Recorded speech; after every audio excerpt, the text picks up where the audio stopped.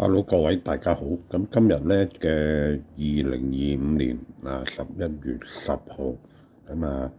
今日嘅賽後評咧，我哋會講翻尋日第10場賽事呢隻遙遙領先嗰個跑法嘅。咁呢一場咧就嗰隻大熱門咧就潘頓插騎嘅。嗰隻馬咧就順利取得呢個第一名啦。不過咧呢隻遙遙領先嗰個跑法咧，我覺得咧佢好似比較差，我覺得佢跑得比較差。咁咧，所以咧我哋今次再重睇返佢尋日嘅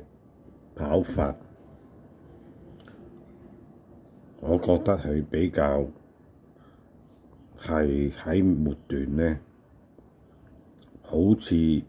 唔係好盡力咁插騎。好，去片。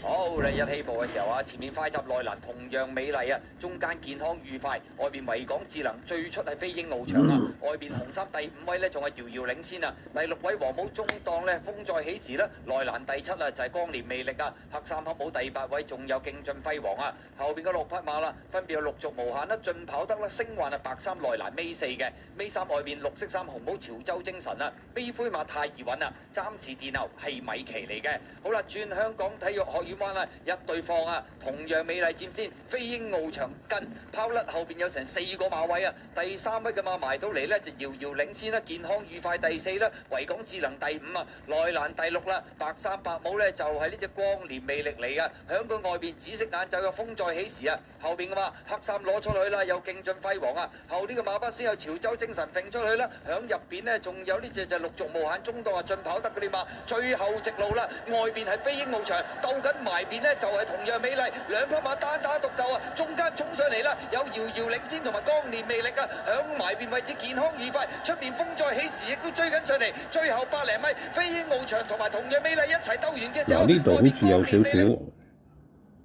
唔係好識上前嘅。出邊位置仲有風再起時，中檔位置係進跑得接近咗啲光年魅力啦，跑第2名係風再起時啊，第3名有啲內閃啊，佢就進跑得。至於跑第4名嘅馬呢，就幾匹馬好近㗎，埋邊同樣美麗啦，外邊遙遙領先啦，中間夾住係飛鷹翱翔啊。結果今場賽事光年魅力出閘各樣嘢都妥當啦，成功保中啊！去到尾場賽事，潘頓食過尾糊啦，結果影相第2名係風再起時，輸埋個第4，變咗第5名。過終點，遙遙領先就要影相。第5名啊，4甲不入。21段就係好快啊！兩隻甩開晒後面啦。